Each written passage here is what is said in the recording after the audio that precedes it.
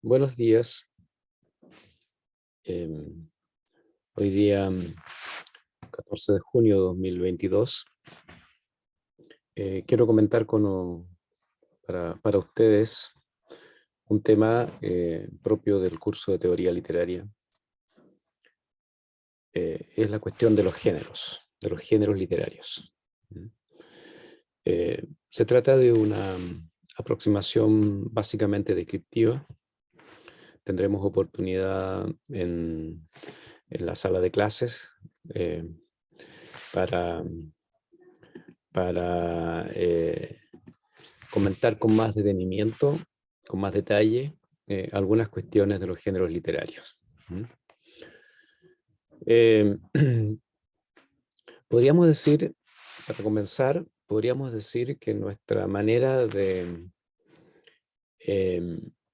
habitual de construir discurso en relación con las cosas del mundo a través del lenguaje, podríamos en principio descubrir o determinar cuatro modalidades. Cuatro. Una que podríamos llamar la descripción. Es decir, cuando tenemos que hablar de las cosas, una manera de hacerlo es describiéndolas.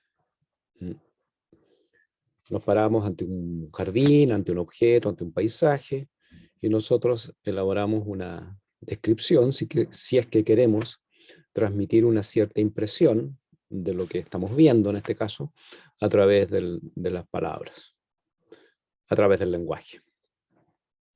Una segunda forma de tratar lingüísticamente hablando con las cosas del mundo es narrándolas. Narrándolas. Es decir, contando historias, una historia o varias historias. Pongo el ejemplo de estar ante el paisaje y en lugar de describirlo, contamos una historia, por ejemplo, la historia de cómo llegamos a ese paisaje, por qué lo estamos viendo en este momento, o acaso también contar una historia de lo que nos sucedió estando en el interior de ese paisaje que ahora estamos viendo. En fin, las variantes son muchas. Una tercera posibilidad podría ser conversar con las cosas. Imaginemos que nuevamente estamos ante un paisaje y imaginamos que hay una conversación con lo que estamos viendo. Por ejemplo, con las colinas, con los árboles que nos responden, o que conversan entre las cosas que estamos viendo. En fin. Es decir, una manera de hablar del mundo es mediante la práctica de la conversación.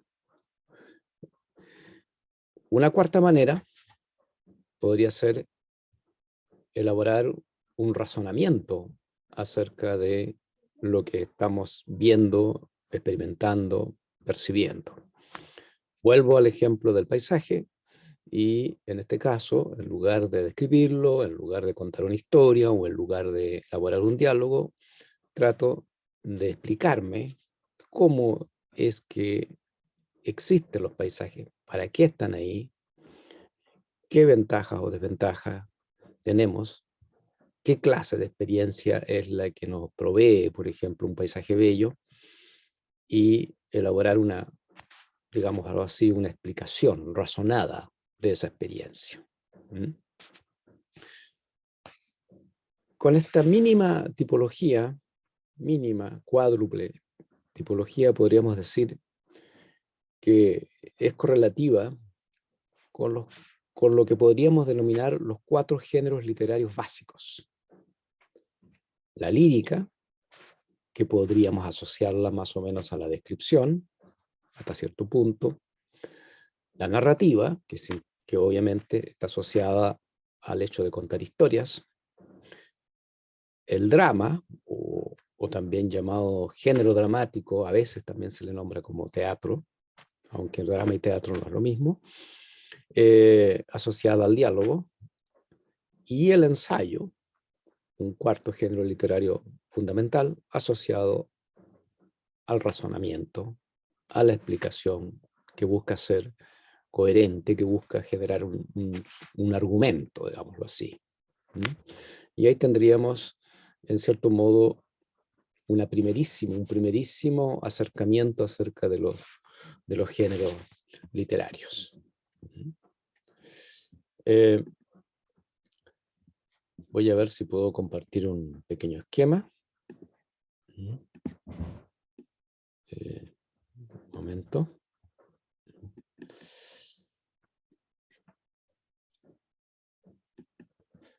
Aquí ustedes van a ver un pequeño esquema. Un pequeño esquema que seguramente deberían estarlo viendo aquí, donde habla de los textos literarios y lo describes con los tres géneros fundamentales: el lírico, narrativo y dramáticos o teatrales.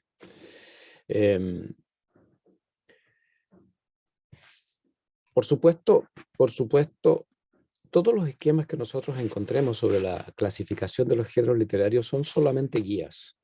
Ninguno expresa la enorme complejidad actual de los géneros literarios. En el pasado, los géneros literarios eran mucho más fijos, en el sentido de que respondían a categorías que se percibían como mucho más estables y que necesitaban ser más estables, en cierto modo, para organizar las distintas prácticas literarias. Aristóteles, por ejemplo, en su poética habla de tres géneros: la épica, la lírica y la dramática. La épica, que el referente esencial era la Ilíada de la Odisea, por supuesto. La lírica, que en realidad correspondía más a las canciones de la época, a los cantos, acompañados de lira, de ahí la palabra lírica precisamente. Y la dramática, pues claro, correspondía a lo que se llamaba también la poesía trágica, es decir, lo que hoy llamaríamos género dramático o simplemente tragedia griega. El esfuerzo de Aristóteles probablemente sea uno de los primeros esfuerzos de clasificar los distintos modos de presentarse que tiene la literatura. Digamos que los géneros literarios responden ciertamente a modos específicos de, como decía hace un rato, de presentarse, modos de organizar el texto. Responde también a ciertas estructuras de contenido. Por lo tanto, es una clasificación que ayuda a ordenar un poco el inmenso mar de la literatura, de las muchísimas variantes que existen. Sin embargo, los cuatro géneros literarios de los que yo hablaba al comienzo, hay que entenderlos exclusivamente como un piso básico, mínimo, a partir del cual se ha ido construyendo una vasta manera de, vastas maneras, vamos en plural, vastas maneras de presentar la literatura, con mucha diversidad de obras. No obstante eso, me parece a mí que el esquema de poesía, narrativa, drama y ensayo siguen siendo válidos. Siguen siendo válidos porque, más allá de todas las variantes y de la crisis de los géneros de la que se habla también actualmente, siguen siendo patrones que consiguen ordenar de alguna manera el escenario de nuestra relación con ese vasto escenario que constituye el campo de la literatura. Digamos también que dentro de cada género hay una multitud de subgéneros. no los vamos a mencionar ahora, solamente constatarlo nomás que existen. Por ejemplo, dentro del género lírico hay muchos, lo que se llama a veces subgéneros, ejemplo, la oda, el madrigal, que son géneros más clásicos, el poema en prosa, que es mucho más contemporáneo, viene del siglo XIX, el poema en verso, el de verso libre, en fin, muchísimo. La narrativa, por supuesto, tiene muchas variantes, que va desde la clásica novela y el cuento, pasando por la fábula, la épica, que en cierto modo participa de la narrativa y también un poco de la poesía, pero es esencialmente narrativa porque se cuenta una historia.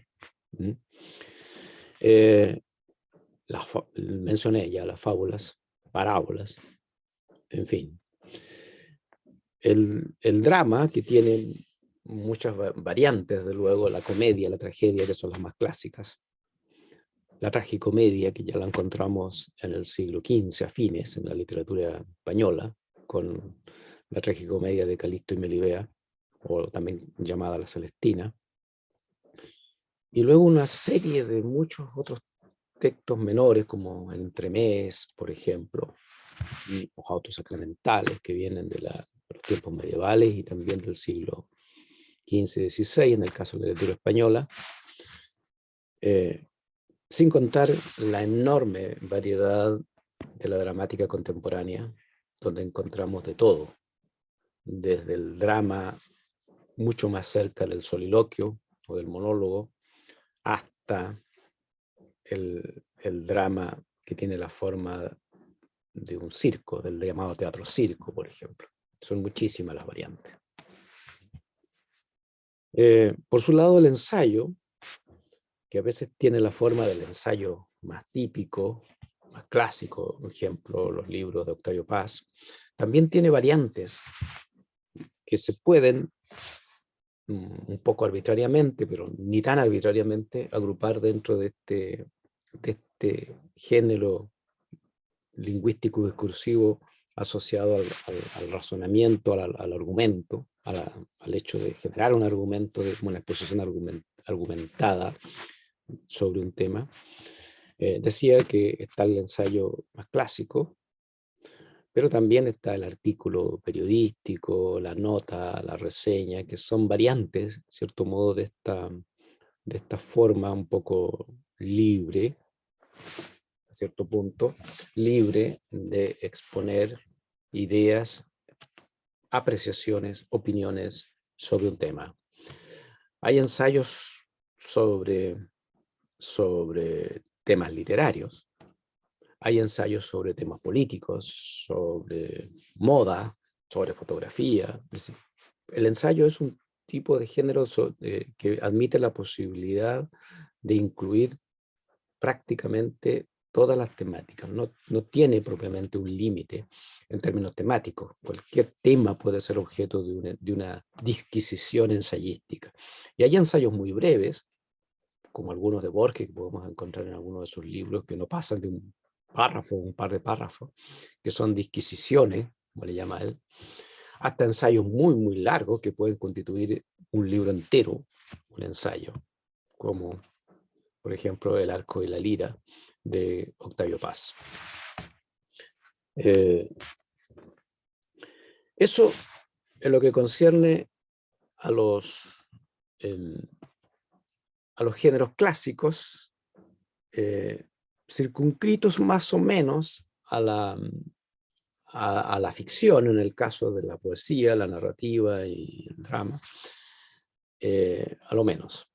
El ensayo es más difícil de clasificar en términos de ficción o no ficción. Yo creo que no tiene sentido intentar situarlo en el campo de la ficción o la no ficción, el ensayo, puesto que del momento en que es un tipo de escrito en el que se busca establecer un argumento de una manera más o menos libre, en que la expresión subjetiva del autor cuenta mucho, no tiene, digo, sentido situarlo en el campo de lo ficcional o no ficcional, porque el razonamiento no cabe dentro de esa categoría. Sí, es importante considerar que en el caso del ensayo, la expresión de la subjetividad del autor, de quien escribe el ensayo del ensayista, es muy importante. ¿Mm? Eso lo diferencia, por ejemplo, del paper científico en que busca ser una voz muy neutra, más bien descriptiva, que da cuenta de resultados de experimentos o de variables puestas ante un determinado hecho o situación o fenómeno. Eh, el ensayo también es un género muy limítrofe en el sentido de que se mueve dentro de lo que podríamos llamar una mirada muy literaria, como suele ser el ensayo de algunos poetas, que muchos de ellos son también excelentes ensayistas, hasta ensayos históricos, filosóficos, que son y no son ensayos, en el sentido de que pueden en alguna medida considerarse literario y en otra medida ya no.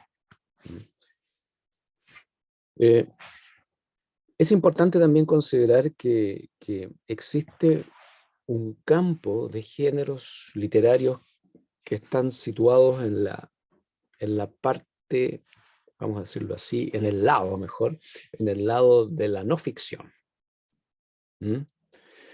Me refiero a aquella literatura que se suele llamar literatura referencial o géneros referenciales, a veces se llama así, y que corresponde a distintos escritos que, siendo literarios, son también documentales. Documentales. Me refiero, por ejemplo, al caso de la autobiografía, de la biografía, de la novela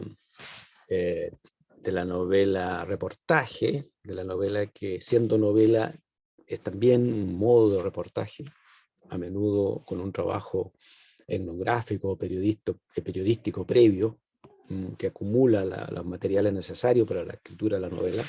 Un ejemplo clásico de esta es La sangre fría, del novelista norteamericano Truman Capote. Pero obviamente no es la única.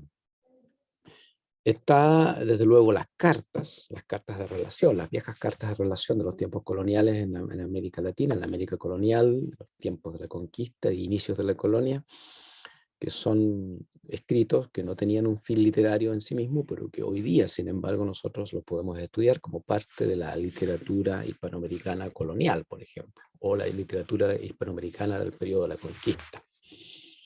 Porque son cartas que están también llenas de mucha subjetividad de parte de quien las cuenta, que elaboran una cierta narrativa, a menudo con intereses muy específicos. En fin, es decir, que no se agotan en el hecho de ser meras referencias, sino que constituyen en sí mismas también un campo de expresión de la subjetividad y de modelamiento del mundo, de imágenes del mundo. La literatura finalmente siempre trabaja con modelar la realidad, construyendo ciertas imágenes que nos permiten representarlas, comprenderlas y también establecer relaciones, entre comillas, afectivas con aquellos mundos referidos por la literatura. Los diarios de vida, por ejemplo, también son a veces parte de la literatura. El clásico diario de Ana Frank, por ejemplo, se lee, se estudia a menudo como parte de la literatura y no como un texto histórico solamente. Si bien también los historiadores podrían usarlo, lo han usado de hecho, como archivo que informa sobre hechos históricos a partir de los cuales, en tanto historiadores, pueden elaborar una aproximación a cierta historia, a cierto pasado. Bueno, por ahora voy a quedar hasta aquí. Entendamos que esto es una aproximación muy inicial y que ojalá podamos tener la oportunidad de conversar un poco más en detalle ya presencialmente sobre la cuestión de los géneros literarios y su crisis. Digamos solamente a modo de epílogo que actualmente los géneros literarios están muy entremezclados.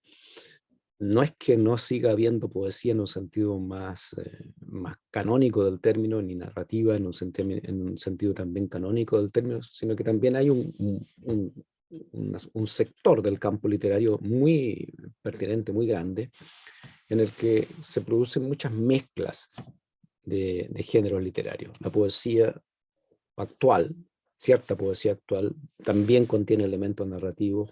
Mucha novela actual también tiene mucho de lírico entre medio.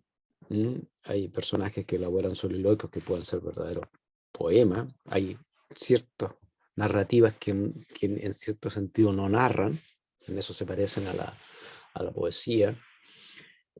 Mucho drama o obras dramáticas que están con un pie en la poesía, con un pie en la narrativa, en el diálogo, en el diálogo, bueno, suceden, se entremezclan, digamos, distintos estilos y maneras de organizar el discurso. Hasta en el ensayo también a veces hay una mezcla de argumento con expresión autobiográfica. Hay ciertos ensayistas que sus escritos están a medio camino entre la expresión autobiográfica y la construcción de un argumento sobre un tema, la construcción más o menos libre de un argumento sobre un tema. También hay géneros que cruzan el campo literario, obras más bien que cruzan el campo literario y dialogan, se entremezclan con la pintura, con el dibujo, con audiovisual, asimismo, es decir, aprovechando las posibilidades que da la tecnología actual. Esto es un fenómeno ya viejo, antiguo. De hecho, hay obras antiguas, muy antiguas, en que la imagen y la palabra ya venían unidas y no se podía separar. Quedémonos entonces hasta aquí con esta primerísima aproximación a la cuestión de los géneros literarios.